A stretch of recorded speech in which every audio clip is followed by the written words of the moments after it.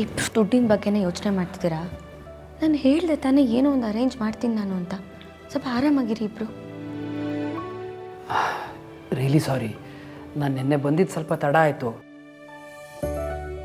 ಹಾಗಾಗಿ ಡಾಕ್ಟ್ರ್ ಏನು ಹೇಳಿದ್ರು ಅಂತ ವಿಷಯ ಕೇಳೋಕ್ಕಾಗಲಿಲ್ಲ.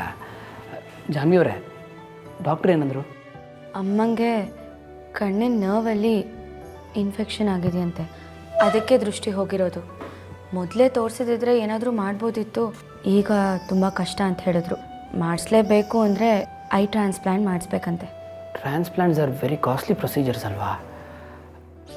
ನೋಡಿ ವೆಂಕಿಯವರೇ, ನೀವು ದುಡ್ಡಿನ ಬಗ್ಗೆ ಯೋಚನೆ ಮಾಡೋಕ್ಕೆ ಹೋಗಬೇಡಿ, ನಾನು ನೋಡ್ಕೋತೀನಿ.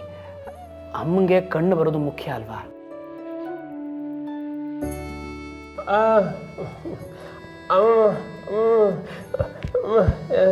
ಅದರಲ್ಲಿ ತೊಂದರೆ ಏನಿದೆ ನೋಡಿ, ಅಮ್ಮನ ಸೇವೆ ಮಾಡೋಕ್ಕೆ ನಂಗೊಂದು ಅವಕಾಶ ಅಂತ ಅಂದ್ಕೊಳ್ತೀನಿ. ಅದು ಅಲ್ಲದೆ ಅವರು ನನಗೆ ತಾಯಿ ಇದ್ದ ಹಾಗೆ ಅಲ್ವಾ?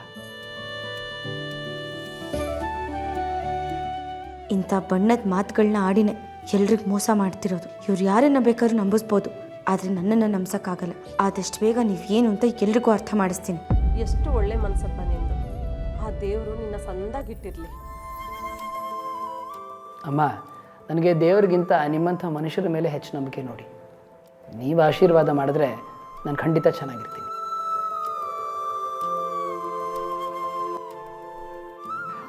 ಸರಿ, ನನಗೆ ಲೇಟ್ ಆಗ್ತಾಯಿದೆ. ನಾನು ಸಂಜೆ ಬಂದು ನಿಧಾನಕ್ಕೆಲ್ಲ ಮಾತಾಡ್ತೀನಿ. ಜಾನ್ವಿಯವರೇ,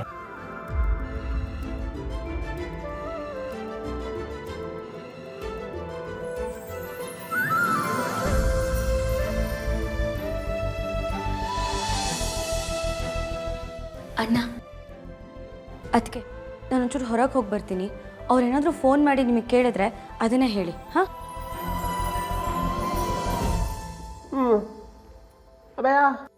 ಅದು ನನ್ನ ಕಾಲೇಜ್ ಫ್ರೆಂಡ್ ಮನೆಯಲ್ಲಿ ಏನೋ ಒಂದು ಫಂಕ್ಷನ್ ಇದೆ.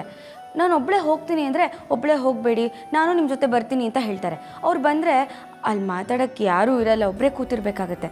ನಾನು ಹೋಗಲಿಲ್ಲ ಅಂದರೆ ಅವ್ರು ತುಂಬ ಬೇಜಾರು ಮಾಡ್ಕೋತಾರೆ. ಅದಕ್ಕೆ ನಾನು ಹೋಗಿ ಬರ್ತೀನಿ. ಆದರೆ ಅವ್ರು ಸೀದಾ ಮನೆಗೆ ಬಂದ್ಬಿಟ್ರೆ? ನನಗೆ ಗೊತ್ತಿರೋ ಹಾಗೆ ಅವ್ರು ಆ ಥರ ಮಾಡಲ್ಲ. ಅಕಸ್ಮಾತ್ ಮಾಡಿದ್ರು ನಾನು ಅಷ್ಟರಲ್ಲಿ ಬಂದ್ಬಿಡ್ತೀನಿ. ಓಕೆನಾ? ಹುಷಾರು, ಏನೇ ಆದರೂ ಫೋನ್ ಮಾಡಿ. ಹಾಂ, ಬಾಯ್.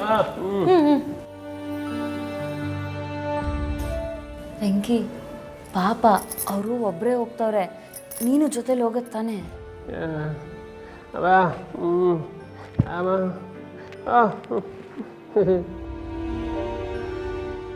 ಅವ್ವ, ಕಾಫಿ ಕೊಡಿ.